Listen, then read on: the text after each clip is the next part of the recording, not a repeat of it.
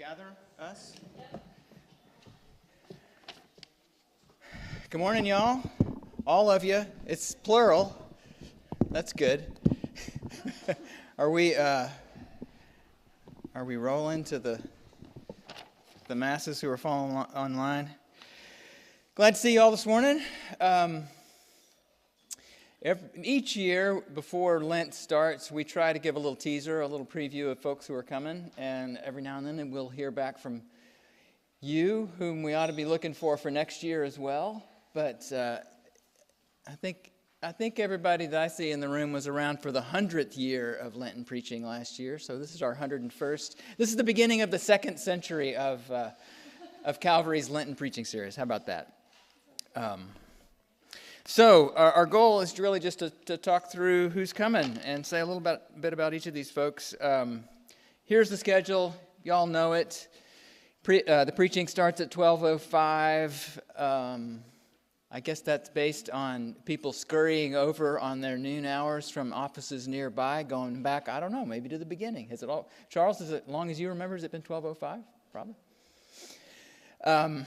Waffle Shop, 11 to 1:30.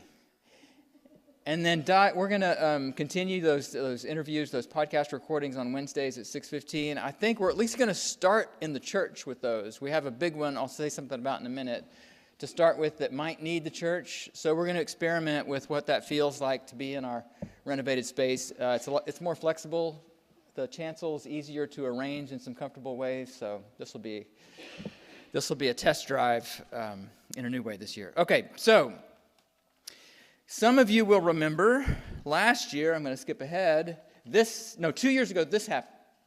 2 years ago this happened. 1972 was the first year Dan Matthews preached at Lenten Preaching Series at Calvary, 1972. So that was 50 years before 2022. I can't quite believe that arithmetic works, that 1972 was 50 years, but it does. So we gave Dan a gift.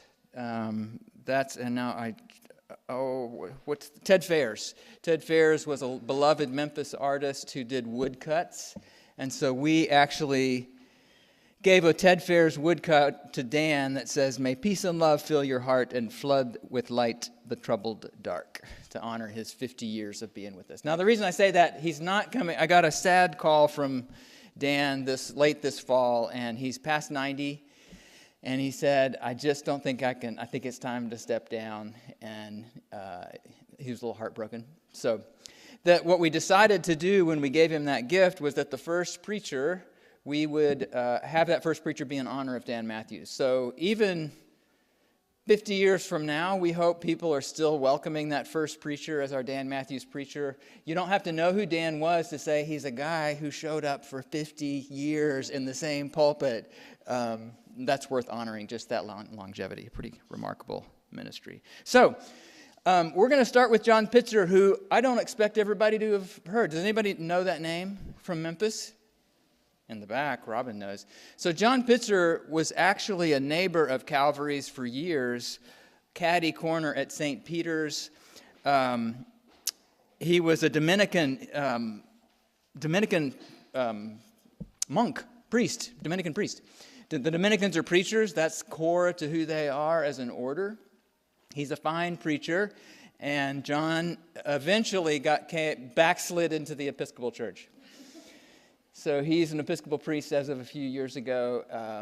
And I think what attracted us to having John is he's a great preacher and beloved by a lot of folks in Memphis. But even though Dan was rector of Trinity Wall Street when the planes hit the Twin Towers, in a sense he was kind of America's pastor for a minute for a lot of people because he was downtown in Trinity Wall. So he was a remarkable priest on his resume, but I think Dan was beloved here because of Dan, because he had roots in Memphis, and he preached in a way that was warm and engaging and personal. People who love Dan's preaching love Dan too, the way that he leaned in. So John Pitzer, as we were looking through folks after Dan said that, feels like someone who has Memphis ties, who's beloved for who John is, and we're hoping that he starts a run here, but he'll be our first Dan Matthews preacher. He also was the director of the St. Martin de Porres Shrine over here, which is also a well-kept secret that shouldn't be so well-kept. It's behind St. Peter's, honors St. Martin de Porres, a saint of color, going way back in the Catholic Church. Are you Catherine? I mean, I know you're Catherine. So we're going to take turns talking about some of these folks. And actually, I am Catherine, talking about Catherine Meeks, but really I'm here to tell you what Paul says about Catherine Meeks. Paul is currently teaching a class in the Emerson Room with Paige Whittle, studying one of Barbara Brown Taylor's books. You're going to see her photo in a couple of slides. But he knows Catherine Meeks, and so I asked him to actually be I'm his voice to tell you why you should come on Friday to hear her preach. And then I'll tell you about the other times you can hear her too. So, Paul participated in a racial healing pilgrimage that was led by Catherine Meeks in Atlanta, Savannah, and Charleston in 2019. And she shared her personal story from the indignity and injustice she experienced firsthand while working as a maid to become a scholar, convener, and trailblazer in racial healing. She's made a point of learning not only the history and issues of African Americans, but those of Native Americans, Latinos, Asian Americans, and others. Several years ago, Catherine graciously agreed to do a Calvary Adult Forum over Zoom, and she talked about the book that she had recently then co-authored with a Southern white male pastor on the life and legacy of Ida B. Wells, a Memphis saint, a civil rights pioneer and journalist who played a prominent role in exposing lynching in Memphis and to the world. And Ida is a role model for Catherine. Catherine is amazingly accessible to her students and seekers, and she's always open to dialogue and mutual learning. He says, don't miss her, she's incredible. And I want to add that Catherine is going to be in our pulpit on Friday, but she's actually here as part of an extended visit to Memphis. She'll be at Grace St. Luke's Thursday evening, speaking here on Friday. And then on Sunday, she'll be preaching at Idlewild. So this is how great this woman is that everybody wants her. Everybody wants a glimpse of her, an opportunity, and that she'll be kind of doing this fulsome tour, telling different stories in different places, and but bringing this very consistent message of racial healing and hopefulness. So come on Friday here, but if for some reason that's not within your reach or that's not enough, Thursday night at Grace St. Luke's, Sunday at Idlewild. And all of this is also sponsored by Memphis Theological Seminary. Again, when you hear the names of the people who are interested in hearing from her, you know that she's got a voice that we need to pay attention to. There's that. Patrick. We didn't practice this. We just kind of said, you do this one, you do that one. Padraig Otuma, this is going to be third year that Padraig's here, I think. He started in the pandemic. I don't think I've told this story in a minute. So pandemic hit, the world shut down. But Padraig's had already been kind of a big shot in the religious podcast circuit, right? So On Being is a constellation of podcasts that Krista Tippett has produced for years since it was a radio program, and it's really a phenomenal interviewer. So Padraig had been serving for a while kind of as the spiritual director for Krista Tippett's staff and like doing retreats with them. And then he'd been on a couple of times, and then he started a podcast of his own for Krista called Poetry Unbound. And that's been going on for like 8 seasons now. I think the seasons are more than one per year a little, but it doesn't quite add up. Anyway, so Padraig's, he's the pro, and he tells me, well, I've got this recording equipment, and he's in Ireland in his room with all the things. And so I said, well, okay, we have this thing set up for our podcast, but we should use yours because I'm sure it's better. And so we recorded the whole hour, had a great time with him, recorded our little conversation, and I felt like I didn't look too stupid, figured it was editable at least. And we get finished, and then I look it up. I said, "Okay, send me the link, and we'll post it." And it was only audio. Of course it was, because I said it was a podcast. But the whole thing we were doing was we were live streaming all of this stuff. We're like, "Oh no!" And we did that whole thing, and it was only audio. And so, what does Padraig do? He's like, "It's okay. We'll do it tomorrow morning again." So the next morning, we did the whole thing again. He, of course, didn't want to do exactly the same thing, so he picked a different poem that he wanted to talk about, and we went off. But that's the prince of a guy that Padre Gotuma is. He's not too big for his Irish britches at all. And he's really just a delight to have. So he's a theologian, a poet, a memoirist. He, at one point, was the leader of the Corrymeela community in the north of Ireland. As Padraig's taught me to say, the north of Ireland is part of Ireland. It just happens to be in the north. It's not in his opinion, it should not be a separate British political entity from the rest of Ireland, right? Well, we have a British person over here too, right? But that's the oldest Protestant peace and reconciliation community in the north of Ireland. And it has a remarkable witness to bringing people together in that part of the world. So he did that for a while. He's a poet. If you don't think you like poetry, give Poetry Unbound a try. They're like 12 to 15 minutes, and he takes, sometimes it'll be a poet that's somewhat recognizable, but a lot of times it's not, and he'll kind of unfold a poem in a way that actually makes it meaningful, like they matter to our lives. Like Charles's joke about just before we were walking up, what was the person said? I could have delivered this like a poet, which would have been lovely, but you wouldn't have understood what I said. When Padraig engages a poem, you feel like you understood what the poet said or what he meant. And he's got a new book of prayers. Last year, he actually led a retreat that Catherine put together with him out at St. Columba on writing collects. You know, we say collects in church every Sunday. That the first prayer, it changes with the season. It changes with each week. It aligns with the readings. And Padraig in his new book of prayers says that the collect for him is a form as important as the sonnet, which might not be important to you, but to a poet, he's saying the structure that's been handed down for many generations that we call sonnets has really produced some wonderful things in the world. Well, the collect has a form too. So Padraig has a way of bringing all of us into the composition of collects and getting what we think out into the world. So anyway, there you go. I'll stop talking about Padraig. Except to say this. Here's a little quote. He said, "Prayer is a small fire lit to keep cold hands warm. Prayer is a practice that flourishes both with faith and doubt. Prayer is asking and prayer is sitting. Prayer is the breath. Prayer is not an answer always because not all questions can be answered." And his last prayer book came out of some time he spent during the pandemic at Church of the Heavenly Rest in New York. Barbara Brown Taylor. I'm going to sit down now. Barbara Brown Taylor is coming back. She is an Episcopal priest and a preacher. And that's really all that she's an author and a teacher and all these things. She is also the person who packs Calvary. This is the standing room only day. This is the opening the ceiling and lowering the friend down into the room because it's so full, but you want to be there. She's our Taylor Swift, right? She's our rock star. And she gets all this, build up and excitement, and then you're like, nobody's really all that. And then she shows up, and she really is. Every single time, all the fangirling is totally worth it. She's an extraordinarily gifted, thoughtful person who's also just glad to sit down in two folding chairs with you and talk to you about what's going on, if you have a moment. So I'm really, really excited about her being here.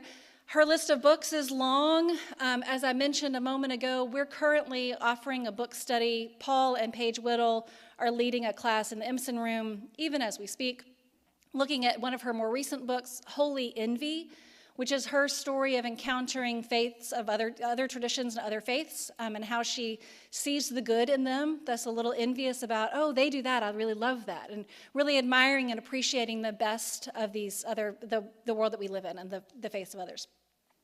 She will be here Thursday. This is all next week, right? Yeah. No, this is 2 weeks. Week after. Yeah. A week out, 10 days from now.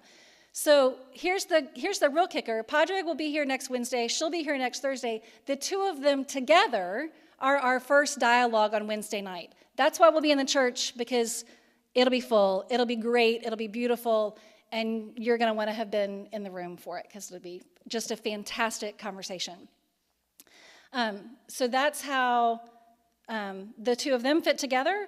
And then that week closes with Scott Morris. Yeah,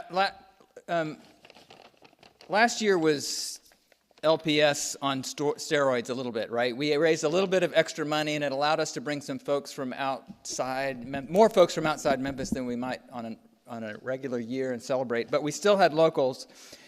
And voices around Memphis have always been a really, really important part of Lenten preaching. It's not just a series about getting the best preachers in America here. That's part of it, but part of it is also, beside that, some local folks.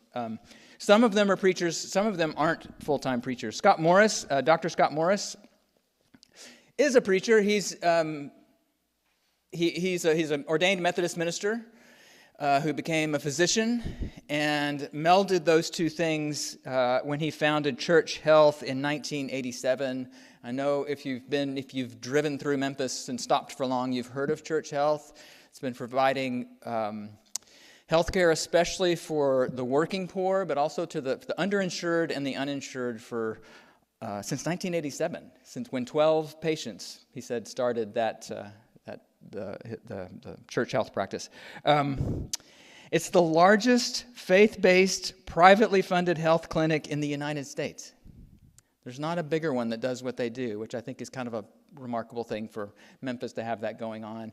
And they also care about teaching other faith-based health organizations how to do what they do. So they have a program, I think, I looked it up, it's something like 80 others that they've consulted with. They call it, well, I think they just started this because it's a great acronym, right? Empowering Church Health or Outreach, ECHO. So you got to start an organization if you got a great outreach.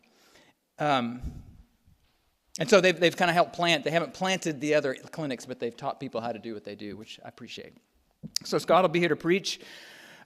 Scott's good friend Micah Greenstein, who I guess if Barbara is Taylor Swift, I feel like Micah is our Kim Kardashian because he's like famous for being famous. Like, don't tell Micah I said that.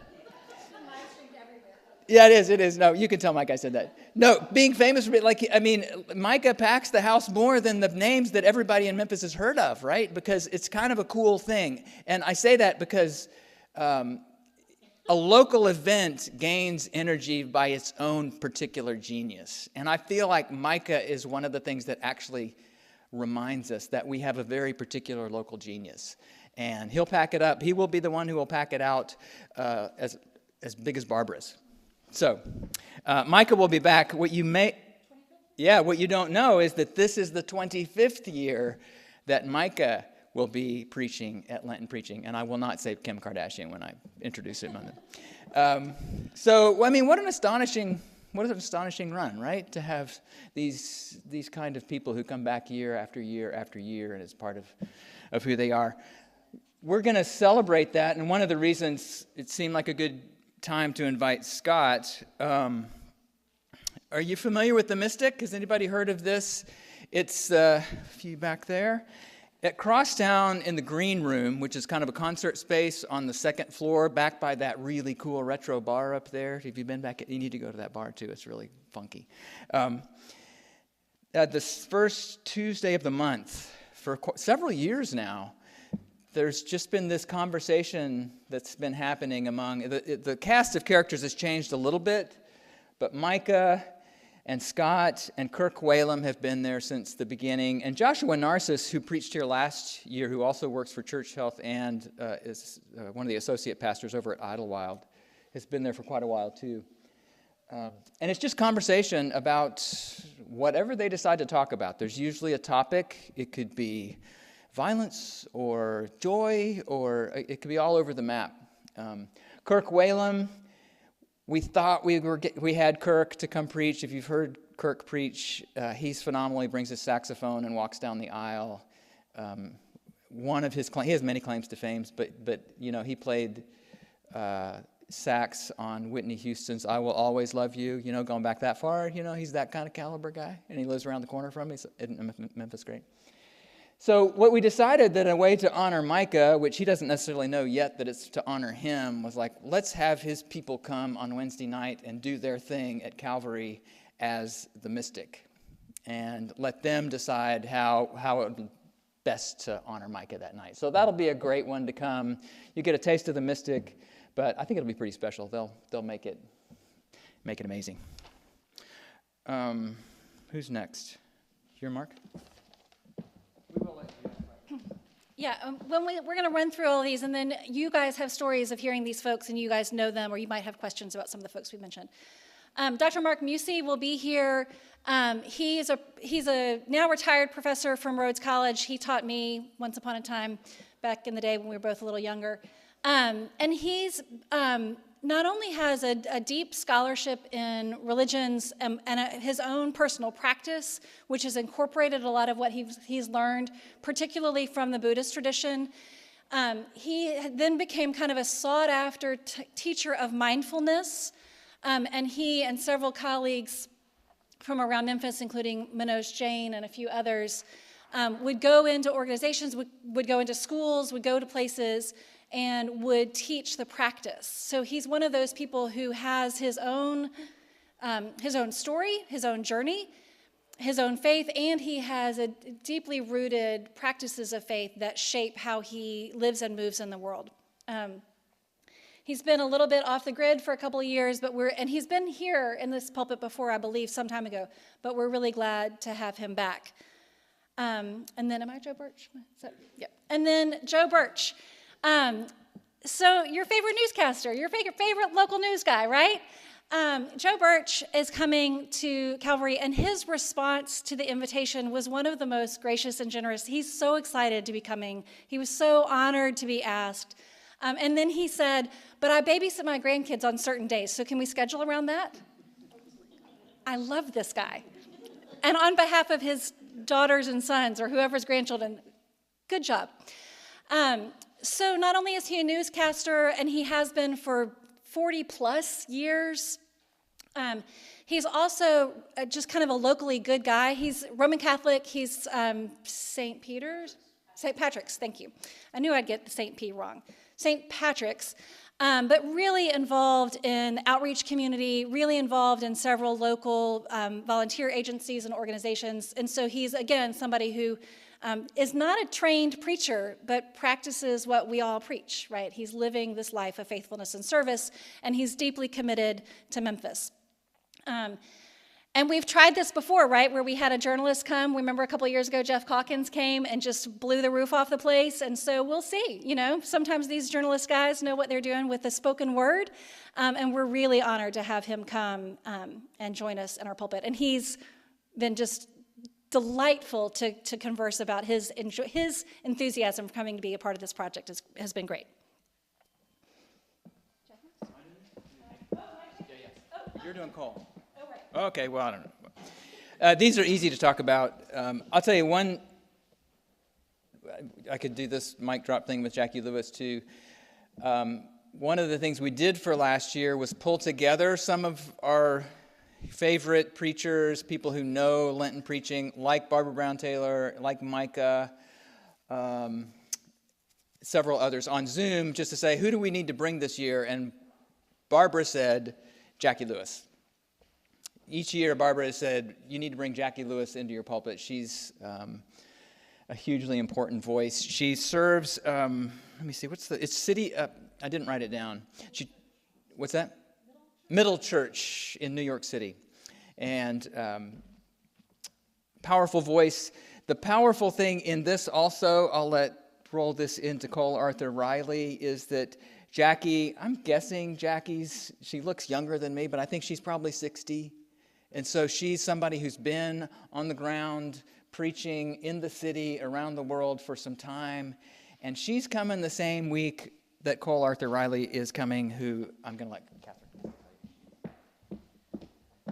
So Cole Arthur Riley is a generation younger than Jackie Lewis, is an African-American woman writing.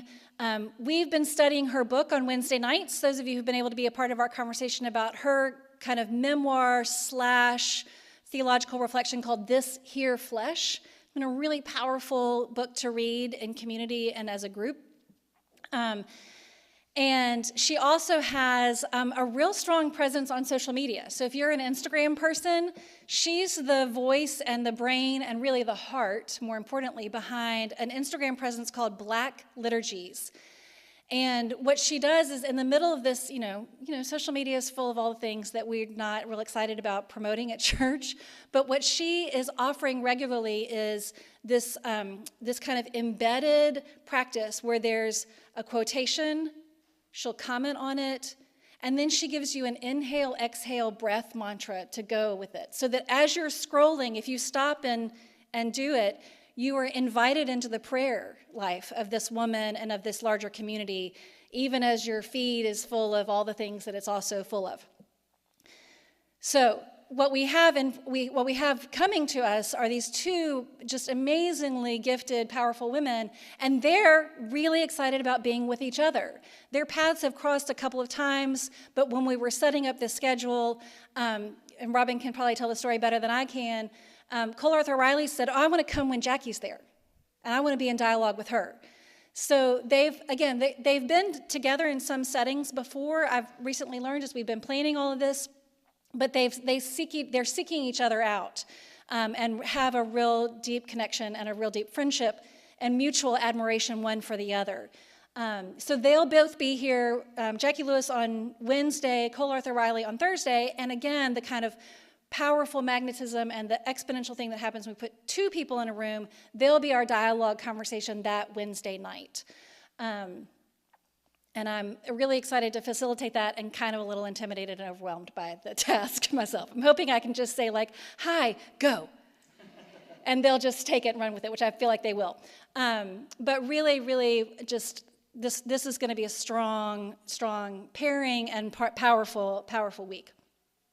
And I've got Paul's notes about Peggy Jean, unless you want to say, I'll read what Paul said, and then you can pick up the thread. And then that week closes with another kind of local luminary, Dr. Peggy Jean Craig. Again, I'm bringing you the voice of Paul into the room since he's otherwise occupied. He says this, I heard her preach during my sabbatical. She had one of the most insightful and daring takes on the Canaanite woman who teaches Jesus that even the dogs eat the crumbs that fall under the master's table. And she's not afraid to say what she thinks is really happening in these stories. He says, she's an energetic way of making the gospel come alive to our present lives and the courage to preach it with boldness. So that's what he has to say. And if you want to add a bit and then... Oh, and I delivered Meals on Wheels with her one Wednesday morning. That's what I had to say. No, I did actually, but I think Peggy Jean, I haven't heard her preach, but she has a really vivacious, energetic presence. She was a regular attendee, and I met her a few times in the church. And another thing that I like about LPS is looking around for the newer voices in Memphis.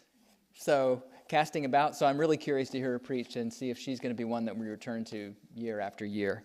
And then Anwar Arafat, who is...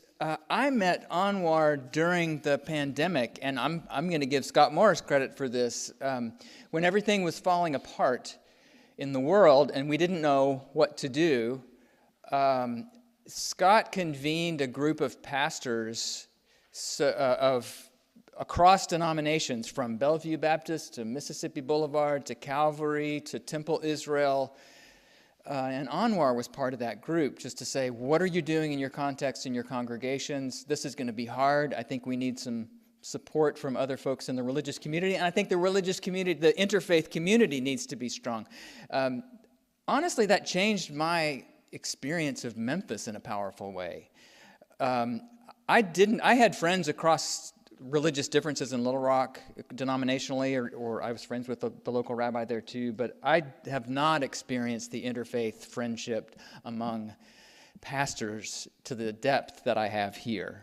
And so, I'm deep. Micah is someone I have turned to when I needed a pastor. That kind of friendship can happen here.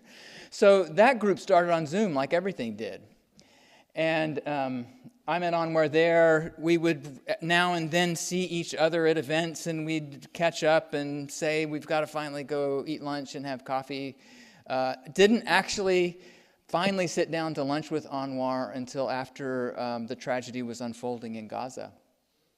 And I'd already been in contact with Micah. He had already gone to Israel, and I'm texting love and support to him and the people who were affected. Days later, I go sit down with Anwar, in a little Mediterranean restaurant in Germantown, and a server rushes up to our table and starts speaking Arabic. And they go on for probably 5 minutes while I wait. And Anwar said he lost 30 family members yesterday. And the apartment building went down the street that had 400 people live. And Anwar was this gentle, kind, articulate, warm human that you would want to sit down to lunch with, and yet he was my first kind of little window into another group of people's experience of just a tragic situation that we're all praying can come to an end for all involved. More tragedy to go around. So I'm really happy to have Anwar. He was already in the mix. His name was already in the mix. It wasn't kind of a pairing thing. We wanted to have his voice in our pulpit. So it's a hard year, I think, probably for someone like Micah and for Anwar to come in and be their full selves and be truthful and gracious. So I would lift them up for your prayers. That's in a time like this when people are hurting as much as people are hurting in that part of the world. It's going to be a challenge. But I'm grateful for both of these people, because if there are people I want speaking in that moment, it's folks like Anwar and Micah. So that'll be happening. Elizabeth Jemison will be here on Wednesday the 13th. I said a minute ago that Mark Musey was my professor at Rhodes, and I was Elizabeth's teacher, so I'm like caught in this generational moment. It's just really lovely. Also, Memphis, small town, in all the best ways. Elizabeth is a historian by trade and by training, and she and her family have deep roots in Memphis. She's currently a professor in South Carolina. And if you were able, or if you heard anything about it, she was one of the invited speakers for the Facing History and Ourselves dinner last fall, or not dinner, event, program, evening. And she teaches history, but she really teaches the history of the church in the South.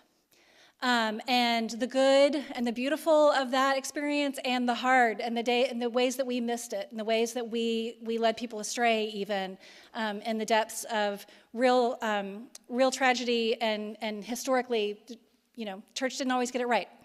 And she's an honest speaker to that, but she's also remained deeply faithful. That hasn't driven her away from God and from her church tradition. It's only deepened and strengthened her faith in a lot of ways. So she brings kind of a different perspective, in that she's kind of got this academic and historical focus, but she herself is a deeply faithful woman, and also somebody who's really excited about being here. And if you know the extended Jemison family, some of whom are around here, she has a younger sister and a younger sister and brother, and of course her parents are real involved in the Memphis community. She will also be our dialogue speaker that night. And so you'll have 2 chances to hear her. And I think in both settings, we'll be seeing her in kind of a different mode, right? So there's a pulpit way of being, and then there's a conversational way of being. And so I encourage you to come and hear her perspectives in that way. Tom. I'm pretty stoked that Tom Shadyack's coming. I don't know if you all know who he is. Tom, I wrote down some of the movies that Tom produced. Bruce Almighty, Evan Almighty, Liar Liar, Ace Ventura, Pet Detective, right? Like, he was a big shot comic. I also found on his bio that he was the youngest guy ever to write jokes for Bob Hope. I'm guessing half this room doesn't know who Bob Hope is. It's a long. Anyway, isn't that so? He's a comic guy. He's a film guy. But part of his story is that in 2007, did I get that right? He was already starting to distrust. He was already starting to distrust the world he was living in. Distrust his experience of the world as a person of great affluence, and also in a very, he would describe it as gated off life in Los Angeles among people who mostly were as wealthy as he was. And he had a bicycle accident, ended up in a coma. So he's already circling around these ideas of what does a good life look like? How do I want to have spent my time? here and not feeling like he had the kind of community and relationships and perspective that he wanted to have when his time was up. So he moved into a trailer park. I think it was a comfortable one, but a place where he knew his neighbors in Malibu, that were simple, small houses where he could walk and meet regular people. And my understanding is since that time, he basically gave his money and his house away and decided he wanted to live more simply, not because he hated rich people, just because he looked at the choices in his life ahead of him and he wanted to be intentional about it. So I think the power of Tom's story is not that people with less are better than people with more, but that every person from where we are can be intentional about what the choices are we make about our lives, and they might be driven by other things. So he did a little. It's been a minute since I saw it. He made a little documentary, kind of a low-budget documentary, which I think in of itself is kind of brave. Like once you've done the big, perfect production, it's hard to do regular stuff. But he went out and talked to different people who were religious people or intellectuals who were thinking about what life means, and he just wanted to kind of go have these conversations and pull it together in a documentary called I Am. So if you're curious, go look at it. I'm very fascinated to know what Tom will bring into the pulpit. The other thing I know about Tom is that my little window over towards him was when Tommy Pacello, who comes up here a lot for someone who's not here with us, when he was in the last year or so of his life, he was in a book group with Tom, and Tommy told me how much it meant to him that they were all studying Richard Rohr together. And Richard Rohr is another religious luminary who talks about how should we live well, talks about it really well. So anyway, this is a great Memphis story to me, more than it's a big LA story. It's like looking around town, what are the stories we'd like to get a glimpse of in our community? And so Tom's going to be here. Are you doing, George? You're doing it. George Robertson, well, this is the last week. These are the last three. These two and one more is the closing week. Sorry about that. And again, if Paul were part of our morning, he would say to you, George Robertson has been one of the most welcoming and gracious colleagues since I joined the Memphis Christian Pastors Network. George has built deep relationships with pastors of African American churches throughout our city. And for those of us who are connected to these families, George and the clergy team at Second Pres provided a beautiful and healing pastoral presence to the family and to our city following the death of Eliza Fletcher now a year and a half ago. So George is somebody who represents and comes to us from a congregation with whom we are friendly, but sometimes kind of, like Second Pres is not our regular conversation partner. And so it's really important to be, when we say we're offering a diverse slate of preachers, to mean that, right? So we're going to invite people who see the world through different lenses. And that may be by living in a trailer park, that might be coming from a more conservative or evangelical tradition. So George will be with us on Wednesday the 20th. And then our Thursday preacher that week is Sarah Condon. You've probably never heard of Sarah Condon. She is an Episcopal priest. She's married to an Episcopal priest. They both live in Nashville. She and Josh live there. They're just regular folk.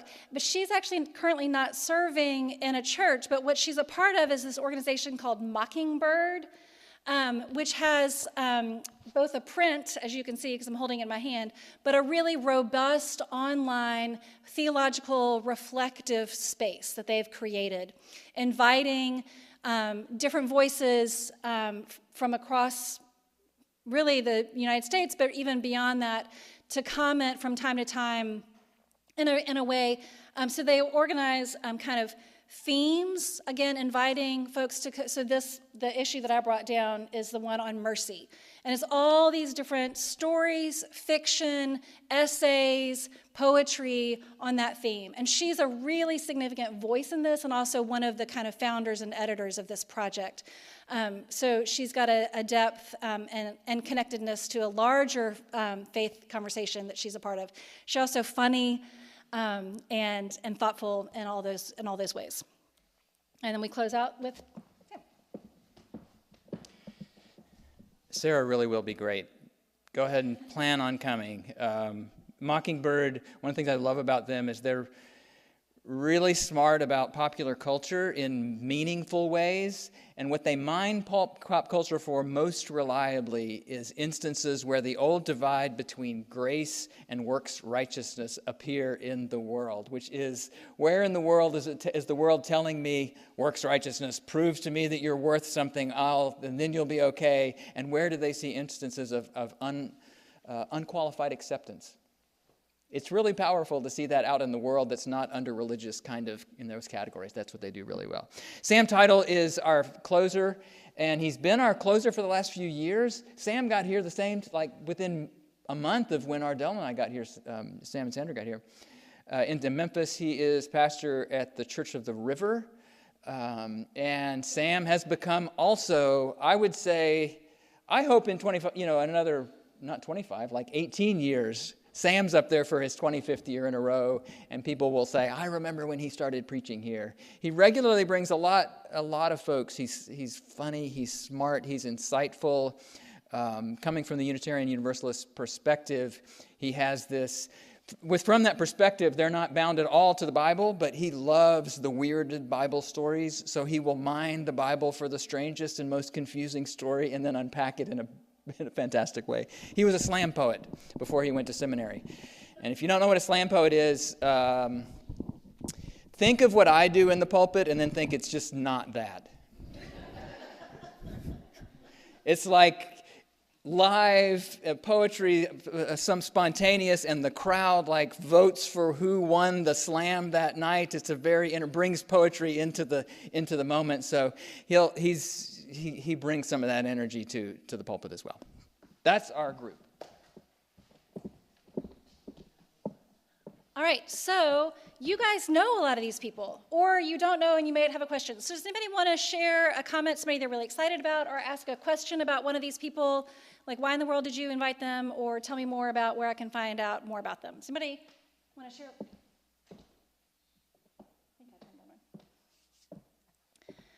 Or just someone that you're excited about hearing? Or requests. For next year. Oh. I'm going to try to get really hard to make sure I get to these. I haven't been really good at it. Good. They're worth it.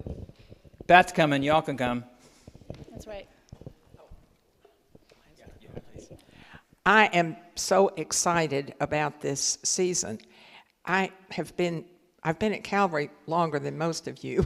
I have been to, I think, 40 years of this series, off and on, but mostly on. I mean, I come in person, and I'd like to put in a plug. It's so much more rewarding to come in person.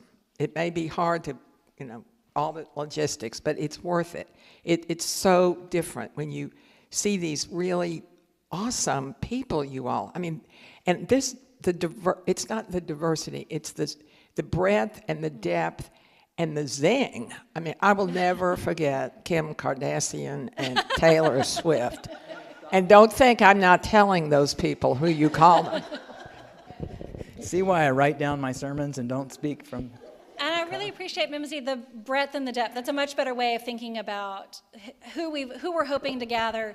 And that, yeah, I think there will be some sing. They're already, yeah.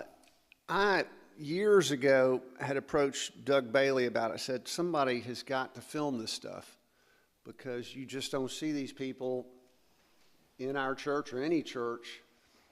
And the same with the music. And that was a long time ago. It was not very easy to do, but we tried. But like Mimsy said, there's nothing like being here. Mm-hmm. Bernice King, I can just go on and on. But the cool thing is we also interviewed some of these people, like James, his last name's just the huge civil rights guy from California. Awesome. Correct. And just Bernice King, all these people. So to me, it's one of the coolest things in Memphis, just by far. Yeah. And then to have these folks doing the Wednesday night thing, and that was my other question. Did you say that the two ladies or two of them were going to be here on Wednesday night mm-hmm. in the big church? Is that correct? Yeah, I think we're going to see how it works. So the first one is Barbara Brown Taylor and Padre Gotuma. And we know we need to be in big church for them, or we think we do. So we'll give it a test drive. But if it works well and we feel like it would work for, we might have 50 on a smaller night, then we'll keep doing it in there because it really helps with the setup and the live streams already. Yeah, it's all online. Remember, if you can't come in the middle of the day, Wednesday nights are a great way to come in and hear some of these folks if you can on Wednesday nights. And you may have heard that there's good food associated with all of this. Yeah. Still true. Kitchen's open downstairs, Waffle Shop with its historic menu of things you can only get, in this little pop-up restaurant that's only here for a fleeting season. And Scott's talking about getting here and that, there's parking available in downtown Memphis, just to say that, full stop, there's parking. And if you can walk from one end of the Target parking lot all the way up to Target, you can probably walk from wherever you had to park to get to Calvary. And if you can't, there's lots of parking at the St. Mary's Cathedral and a shuttle that runs. It's very reliable, it's very easy. We try to make it as accessible as we can. Other than that people have jobs, there's really no excuse. You should totally be here. It's Wednesday, Thursday, Friday, and Wednesday nights as well. And Wednesday nights, just to say, we won't have the full Waffle Shop menu. We will have soup and salad, and we will always have waffles. So there's a plug for that as well. Yes.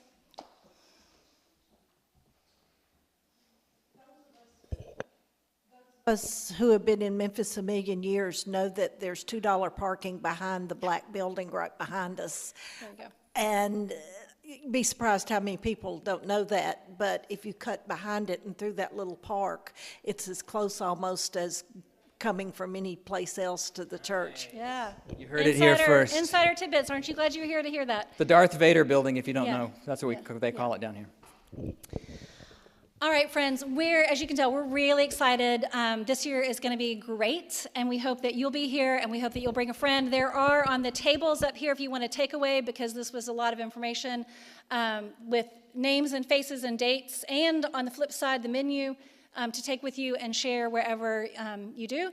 And if you are on social media, go find Cole Arthur Riley, first stop, look up Mockingbird, second stop, and then share the Calvary link, so that your friends and your people know that this is happening, and there's lots of ways to be a part of that.